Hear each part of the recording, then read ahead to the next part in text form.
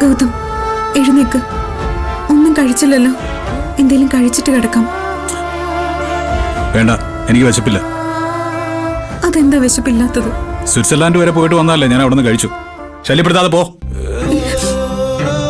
എന്തിനാ ഗൗതം എന്നോട് ഇങ്ങനെ ദേഷ്യപ്പെടുന്നത്? ഞാൻ ഒരു തെറ്റും ചെയ്തിട്ടില്ല. സ്വിറ്റ്സർലൻഡിൽ പോകാൻ എനിക്ക് ആഗ്രഹമില്ലാഞ്ഞിട്ടാണോ?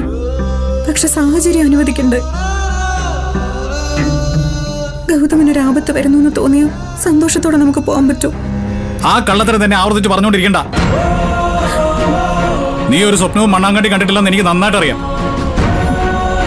നിനക്കിപ്പോ ഒരുപാട് രഹസ്യങ്ങളാണല്ലേ. വലിയ രഹസ്യക്കാരിയല്ലേ നീ ഇപ്പോ. വേണ്ട, ഒന്നും പറയണ്ട. നീ ഒരുപാട് കാലം എന്നീന്ന് മറച്ചു വെച്ച് വലിയ മിടുക്കിയാവാന്ന് വിചാരിക്കണ്ട. ഞാനത് കണ്ടുപിടിക്കും. പിന്നെ എന്തായിരിക്കും സംഭവിക്കാന്ന് നീ കാത്തിരുന്ന് കണ്ടോ. ഗൗതം കഴിച്ചിട്ട് കിടക്ക് പ്ലീസ്. പറയുന്നത് കേൾക്ക്. എന്റെ ദേഹത്ത് തൊട്ട് വരുന്നത് പറഞ്ഞേക്കാം. കലി അടങ്ങിയിട്ടില്ല എനിക്കിതുവരെ. കലി അടങ്ങാൻ എന്താ വേണ്ടത്? എന്നെ ഒന്ന് തല്ലിയ മാറുവോ? എന്നെ അങ്ങ് തല്ലിയ ഗൗതമിന്റെ ദേഷ്യം കുറയുവോ? എങ്കിൽ തല്ലിക്കോ, ദേഷ്യം മാറുന്നത് വരെ തല്ലിക്കോ. എന്നിട്ട് ഭക്ഷണം കഴിച്ചിട്ട് കിടന്നുറങ്ങ്. തല്ല്, എത്ര വേണമെങ്കിലും തല്ലിക്കോ. എനിക്ക് ഒരു കുഴപ്പമില്ല, ഞാൻ നിന്ന് കൊണ്ടോളാം.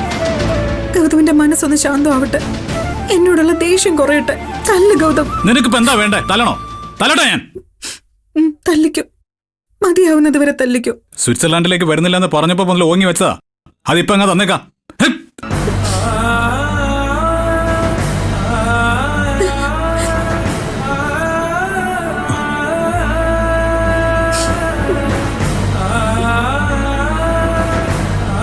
നിന്നെ തല്ലാൻ എനിക്കാവുമെന്ന് തോന്നുന്നില്ല.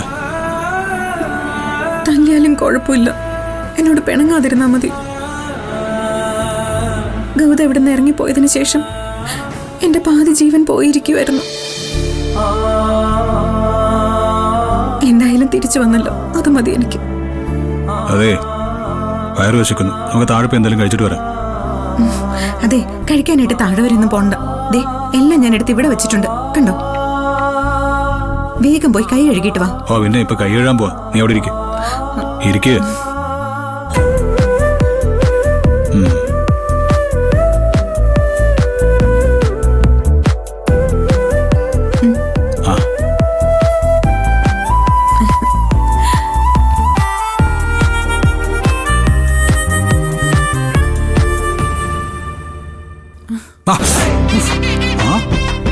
അടിക്കുന്നോ? കാണിച്ചു തരാം.